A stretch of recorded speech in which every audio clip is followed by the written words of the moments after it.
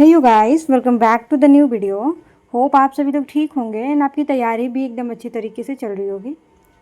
तो आज अभी 11 बज रहे हैं और मैं आई हूँ लाइब्रेरी। बेसिकली 2-3 दिनों से थोड़े से घर के कामों में बिजी थी। Diwali is around the corner और घर में साफ़ सफाई का कितना इम्पोर्टेंस होता है, तो उसमें लगी हुई थी। बिकॉज़ नहीं छोड़ सकती, मम्मा इज़ अलोन एट होम, तो इसकी वजह से फ़िलहाल लेट हो गया था। तो अभी आई हूँ लाइब्रेरी और सबसे पहले NIOS का मेरा 501 जो है उसका ब्लॉक नंबर 1 कंप्लीट हो चुका है।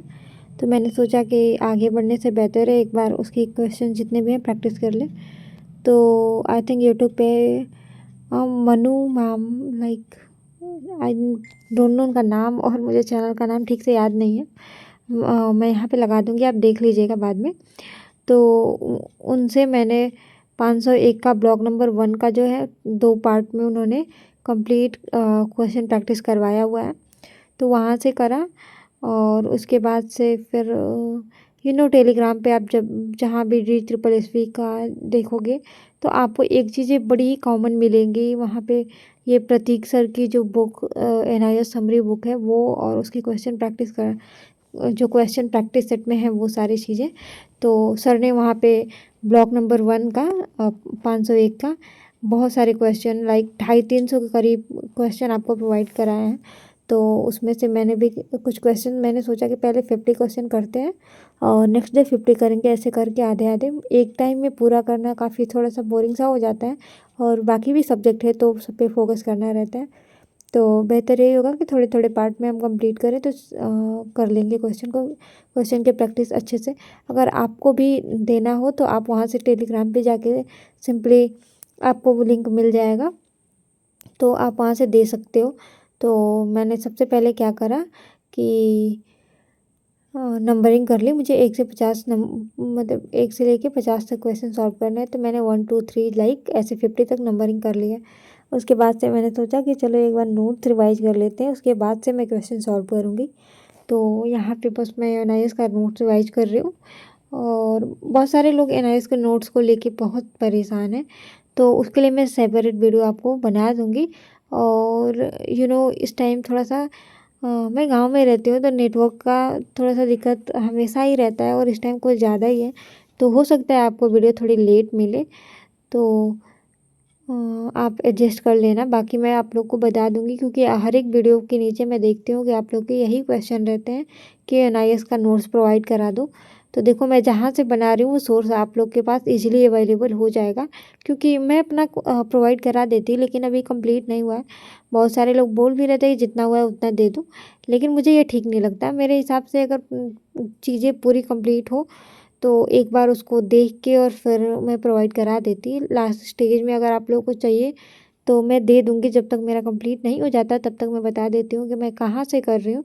तो वो सारी चीज़ें आपको नोट्स PDF कहाँ से मिल जाएंगी, तो आप सिंपली PDF से पढ़ सकते हो या फिर उसे निकलवा लेना, वो काफ़ी सही रहता है।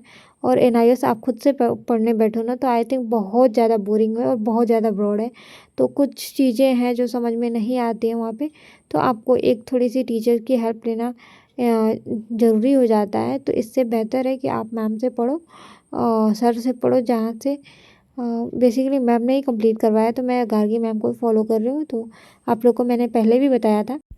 उसके बाद मैंने करा था रीजनिंग का क्वेश्चन प्रैक्टिस, मतलब बुक से ही मैंने क्वेश्चन सॉल्व करे थे। बहुत सारे क्वेश्चन ऐसे हैं जो सॉल्व तो हो जाते हैं, लेकिन टाइम टेकिंग बहुत होते हैं, तो कहीं ना कहीं प्रैक्टिस की अपने आप में बहुत ज़्यादा ज़रूरत है। तो बेहतर यही होगा कि क्वेश्चन ज़्यादा से ज़्यादा क्वेश्चन सॉल्व करें। और यहाँ पे NIOS मतलब बहुत ज़्यादा हो गया है, तो रिवाइज करने में भी टाइम लग रहा है, लेकिन समय समय पे चीज़ें पहले मतलब शुरुआत के जो पेजेस हैं वो कई बार रिवीजन मेरा हो चुका है, इसलिए उसे पढ़ने में तो टाइम नहीं लगा, लेकिन लास्ट वाली चीज़ें जो है 1 बार 2 बार ही पढ़ा है। उसके बाद से मुझे प्रॉपर टाइम नहीं मिला उस चीज़ को रिवाइज करने के लिए, तो मुझे उतना टाइम नहीं मिल पाया था। तो यहाँ पे उसको करने में मुझे थोड़ा सा टाइम लग रहा है, मतलब पढ़ने में 1 बार पढ़ो 2 बार पढ़ो, कई बार ऐसी होती है चीज़ें कि पढ़ी हुई होती हैं फिर भी दिमाग में कितनी बार भी पढ़ लूँ क्लिक नहीं होती हैं, वो समझ में नहीं आती है, तो उसे कई बार पढ़ने की ज़रूरत होती है। फिर एक बार दिमाग को अपने शांत करके देखो, हाँ फिर सारी चीज़ें थोड़ा बहुत रिकॉल हो पाती हैं। तो आप लोगों का पार्ट बी में सिलेबस कहाँ तक कंप्लीट हो चुका है, don't let me know in the comment section. ऐसा मेरे को लग रहा है कि मैं सबसे पीछे चल रही हूँ, लेकिन फिर भी मेरा ये है ना कि जितनी भी चीज़ें पढ़ो एकदम अच्छे से क्लियर करते जाओ। तो एक टॉपिक को पढ़ लो, कंप्लीट हो जाता है तो उसके क्वेश्चन इतने भर भर के प्रैक्टिस कर लो कि आपको फिर वहाँ से चीज़ें ना छूटें। और प्रैक्टिस रिवीजन भी इतने अच्छे से कर लो कि आप दोबारा एग्ज़ाम के टाइम में भी रिवाइज़ करने जाओ अपने नोट्स उठा के, तो ज़्यादा टाइम नहीं लगे। क्योंकि उस टाइम पे ऐसा होता है ना कि पढ़ा कितना भी आप पढ़ लो, लगता है कुछ पढ़ा नहीं है और बहुत ज़्यादा प्रेशर रहता है। तो और बहुत जब ज़्यादा पढ़ना रहता है तो अगर चीज़ें छूट जाती हैं, मुझे लगता है कि ये टॉपिक पढ़ा है, ये छूट गया है, वो छूट गया है। तो इससे बेहतर ये होता है कि शॉर्ट नोट बनाओ और इतने बार आप रिवाइज कर लो कि एग्ज़ाम के टाइम पे भी आपको बिल्कुल भी टाइम ना लगे। आधा 1 घंटे 2 घंटे मतलब जितना भी हो प्रॉपर नोट वो सारा कुछ रिवाइज हो जाए, रिकॉल हो जाए उस टाइम पे। ऐसा बिल्कुल भी ना आपको फ़ील हो कि हाँ ये चीज़ें मेरी छूट गई हैं या फिर ये कुछ मैंने नहीं पढ़ा है। तो इस हिसाब से आपको नोट बनाना चाहिए। और फिर यहाँ पे देखो, मैंने अपना सॉल्व कर लिया था NIS का 55 क्वेश्चन मैंने यहाँ पे लगाए थे। 55 में मेरे 50 क्वेश्चन सही हुए थे और 5 गलत हो गए थे। तो क्वेश्चन बहुत ज़्यादा टफ नहीं थे और इसमें जितने भी क्वेश्चन थे सब एंशिएंट इंडिया से था, जो एजुकेशन सिस्टम थे उसमें। तो इतना ज़्यादा क्वेश्चन को फ्रेम करा है, इतना ज़्यादा तोड़ मरोड़ के मतलब जैसे तैसे बनाया है ना कि कोई भी पार्ट यहाँ से आपका नहीं बचने वाला है। और इन 55 क्वेश्चन में भी सारे क्वेश्चन जो थे वो एंशिएंट इंडिया का जो भी था, और इसमें एक जो था सैडलर आयोग से था और एक कोठारिया कमीशन से था। बाकी सारे क्वेश्चन एंशिएंट इंडिया में एजुकेशन कैसी थी, क्या था, ये मतलब बहुत ही डीप में क्वेश्चन पूछा गया था। वो सारे क्वेश्चन थे जो आपको NIS के बुक में भी नहीं मिलेंगे। आपको सिर्फ और सिर्फ प्रेजेंस ऑफ माइंड वहाँ पे काम करेगा। तो बहुत सारे क्वेश्चन ऐसे भी थे, एक ट्रिकी वे में क्वेश्चन पूछे गए थे।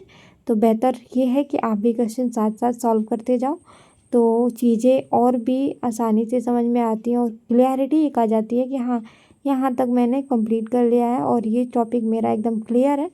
और यहाँ पे जो 5 क्वेश्चन गलत हुए थे मैंने उसे राइट डाउन किए थे और फिर उसको पढ़ना स्टार्ट करी थी 1-2 बार, तो वो भी मेरे को समझ में आ गया था।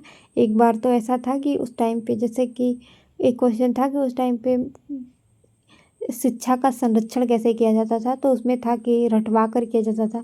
तो ये इस हिसाब से मतलब आजकल के एजुकेशन से ये चीज़ें नेगेटिव लगी, तो मुझे भी लगा कि शायद उस टाइम भी ये नेगेटिव होगा, तो मैंने उस पर टिक कर दिया, जबकि वही क्वेश्चन का आंसर जो था वो सही था। तो यहाँ पे उसके बाद से रीजनिंग वगैरह मैंने करा। और that's all in today's video guys. अगर आपको वीडियो थोड़ी भी हेल्पफुल लगी हो देन मेक श्योर आप मेरे चैनल को सब्सक्राइब कर लो फॉर सच मोर वीडियो। और आपका टारगेट ऑफ द डे क्या रहता है, क्या आप पूरे सब्जेक्ट पढ़ लेते हो या फिर कहाँ तक, कैसे, जो भी हो आप कमेंट में बताइएगा। कोई भी क्वेरी रही होगी तो आप कमेंट में मुझे सिंपली बता सकते हैं। कुछ कमी रही होगी तो आप मुझे सजेस्ट भी कर सकते हैं, मुझे अच्छा लगेगा।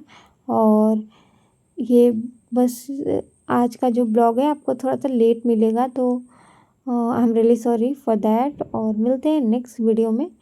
Till then bye bye, take care and love you all.